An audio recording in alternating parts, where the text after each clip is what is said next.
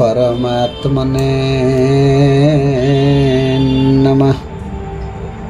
समस्त गीता प्रेमी एवं भगवत प्रेमी मानक हृदय रे प्रभु श्री जगन्नाथ को अनुभव करी परम पिता परम ब्रह्म को अनुभव करी प्रणाम जनाऊँछि एवं आजिर अध्याय को आपण मान को स्वागत करुछि। आजिर विषय होछि अर्जुन रथ को कपिध्वज रथ कहीं कहा जाए। अर्जुन हेउछंती धर्म योद्धा, कारण से शरीर नुहे आत्मार मुक्ति चाहूले। तेणु से आसुरिक गुण ठारू मुक्त होई दैवी गुण को अपनाउथिले। सही कारणरू भगवान तांक रथर सारथी होइथिले एवं समस्त देवता रथरे रही सुरक्षा देउथिले। देवता माने रथरे किए केउठारे रहिले हेले संकटमोचन महावीर हनुमान पताकाटिए होई रथ को हालुका करी चलाइबाकू निष्पत्ति कले। वास्तव में महावीर हनुमान भगवानंकर परम भक्त एवं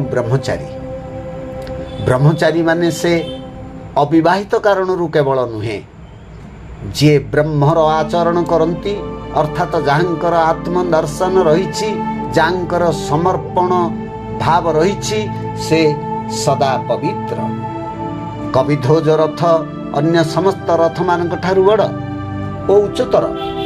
तेणु कपिध्वज नामक पताका अनेक उच्चरे उड़िले मध्य कौनसी ठारे अटकी जाई नहीं कि कौनसी असुविधा घटाई नहीं।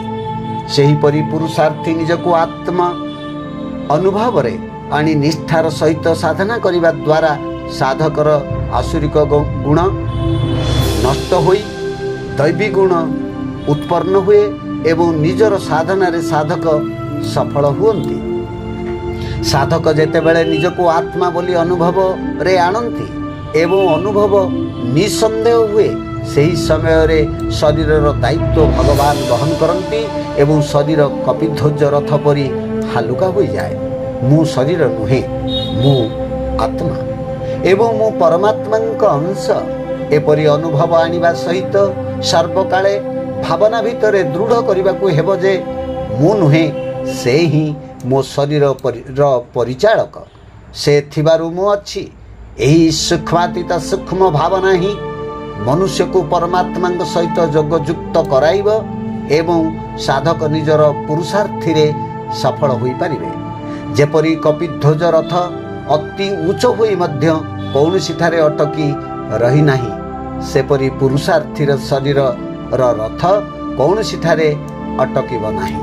कारण जेपरि अर्जुनंक रथर सारथी निजे भगवान वहन करथिले ओ समस्त देवता रथरे रही सुरक्षा देउथिले, महावीर ब्रह्मचारी हनुमान जी ध्वजा होई रथ को हालुका करथिले, सेपरि साधकर शरीर रथरे आत्मा परिचालक माने सारथी ओ निजर ब्रह्माचरण और पवित्रता आउ उच्च भावना विजय कराइब।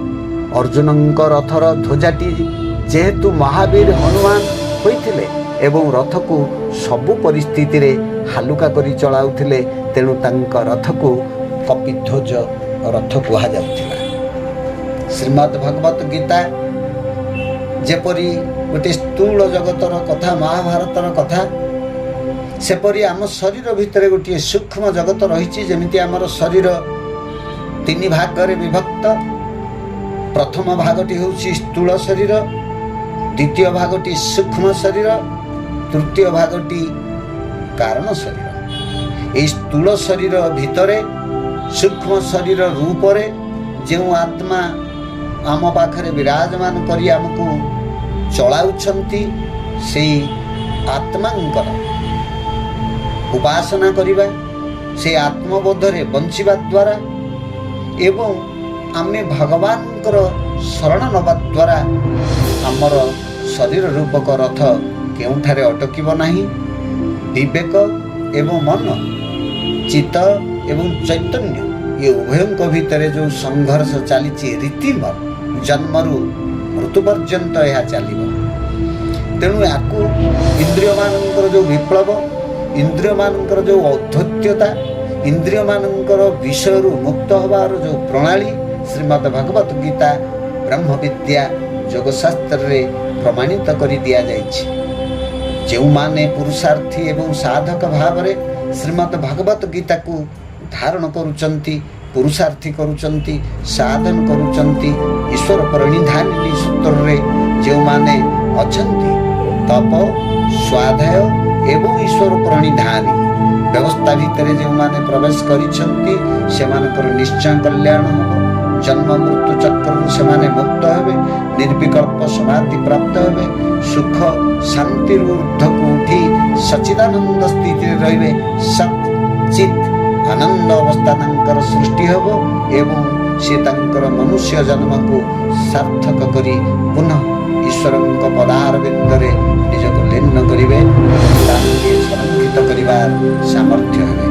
ଆପଣମାନଙ୍କୁ ବିନମ୍ର ନିବେଦନ, ଏହି ଚ୍ୟାନେଲରେ ଆମର ଶ୍ରୀମଦ୍ ଭଗବତ ଗୀତାର କିଛି କଥା କାହାଣୀ ଯିବ ଯାଉଛି, ଆପଣମାନେ ଶୁଣୁଛନ୍ତି, ସେଥିପାଇଁ ଆପଣମାନଙ୍କୁ ଅନେକ ଅନେକ ଧନ୍ୟବାଦ। ଯେଉଁମାନେ ସବସ୍କ୍ରାଇବ୍ କରିଛନ୍ତି ସେମାନଙ୍କୁ ଧନ୍ୟବାଦ ଏବଂ ଯେଉଁମାନେ କରିନାହାନ୍ତି ସେମାନେ ତୁରନ୍ତ ଚ୍ୟାନେଲକୁ ସବସ୍କ୍ରାଇବ୍ କରନ୍ତୁ, ଲାଇକ୍ କରନ୍ତୁ, ସେୟାର କରନ୍ତୁ, ଯାହାଫଳରେ କି ଜନକଲ୍ୟାଣ ହେବ, ଅନ୍ୟ ବନ୍ଧୁମାନେ ଜ୍ଞାନ ପ୍ରାପ୍ତ ହେବ